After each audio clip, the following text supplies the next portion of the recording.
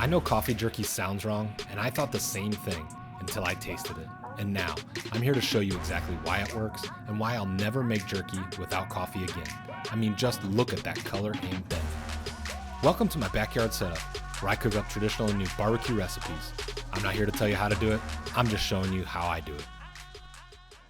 All right, so I'm gonna make my coffee jerky. So what I'm gonna do is I'm gonna prep the marinade real fast, and then we'll get slicing up the jerky. So overall, pretty simple marinade, 6 ingredients. First, I start with a 1/4 cup of brown sugar. Then I'm using my bourbon brisket rubs. This has got a lot of heavy pepper, heavy salt flakes, but it's smoked in bourbon, so you get some smokiness to it as well. I kind of just go to taste, but I would say roughly about a 1/4 cup or so. Then I'm going 1 cup of brewed coffee. It's cold. You definitely want to make it cold so that you don't somehow cook the sirloin when you put it in here. I use Tim Hortons coffee. It's my favorite coffee. Obviously use whatever coffee you'd like and impart whatever kind of flavors you want with the coffee. Then I've also got 1 cup of Dr. Pepper.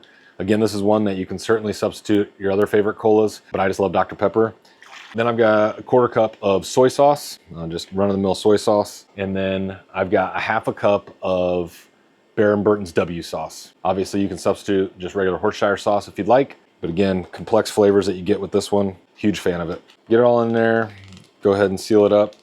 Leave some air in there so I can swish it around. And that's that. So I like to let this incorporate while I slice up my beef.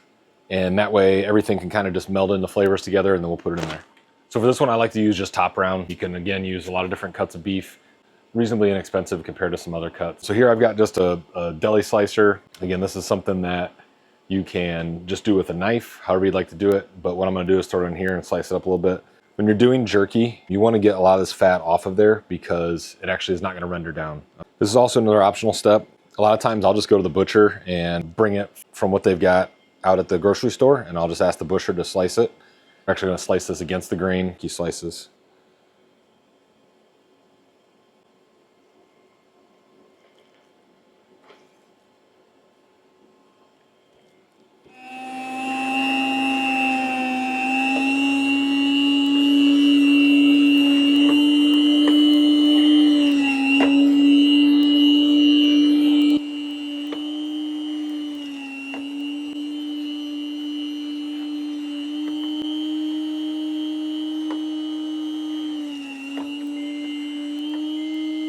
Pretty uniform slices, but I've got all different kind of size slices. And we're gonna let this sit overnight and soak up all that wonderful juice. So I'm gonna get the rest of this cut up, and then we'll come back here in a minute and I'll show you how we take it the next day and throw it on the smoker and get it cooked up into jerky.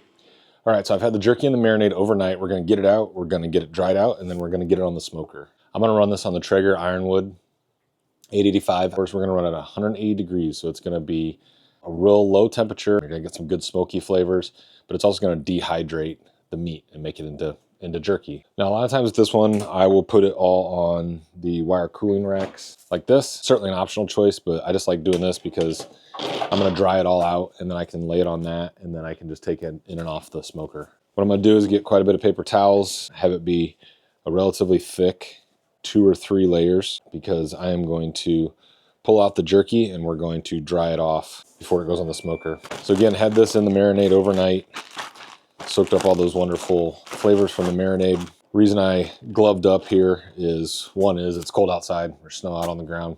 Number 2 is the jerky is gonna be super cold, and so I've got these cotton gloves with the black gloves, and it just kind of helps a little bit. And so basically I'm just gonna take all these and lay them all out, try and let some of that juice fall off before I put it out. I'm just trying to get some of the moisture off so that it definitely has its time to soak up all that smoke.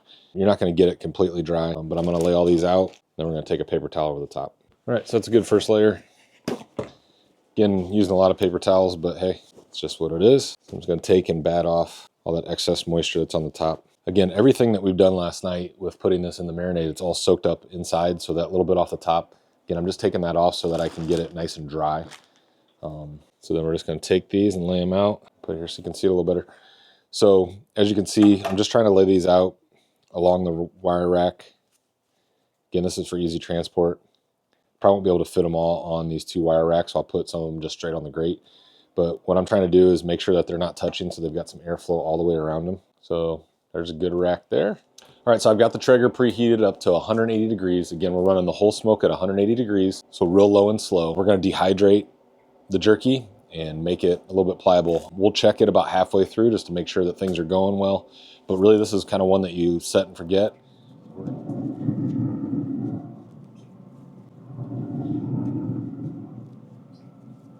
So I've been rolling the jerky at 180 degrees on the ironwood, and I'm ready to check it and pull it off. It's been going about 4 hours, and so this one came in just a little bit under typical time. Sometimes that happens, and that's why you always want to check it. Could be how thick you sliced it, could be a number of different factors. But I went in, I actually had a couple in the front that got a little too done, but like this one right here, it's just nice and bendable, totally dry. And that's kind of how I know that they're going to be done. And so I'm ready to pull these off, and then we're going to rest them in a Ziploc bag. All right, so I've got my finished jerky here. What I do is just take a normal Ziploc bag like the one we use for the Marinade, obviously a new one. We throw that one away. And I take all the warm jerky off the racks, throw it in here, and then I let it rest for about an hour in the hot bag with some air in it. And then we'll let the air out. So just simply take these off again, nice and bendable and pliable. That's how we know that they're done. But they're also dry. You can just tell that they're nice and dry. And so they're gonna be perfect. So like I said, now I take the Ziploc bag and I make sure I leave all the air in there and just tighten this up. And as you can see, I got a nice lot of bit of air, and it kind of allows them all to breathe, but it kind of re-moisturizes them just a little bit, puts a little bit more moisture back in them. And I'm gonna let this sit out and let it rest, and then we'll let the air out, and that's it. And then we're gonna have jerky snacks for the kids for sports, a quick snack during the workday, whatever it is. Great thing to do if you like to go outside camping, hunting, fishing, all that kind of stuff. It's super simple to do this yourself. Obviously, you can pick some up at the grocery store, or the convenience store, but you know, I just think it's a super fun and easy one to do, and it's one I hope that you try.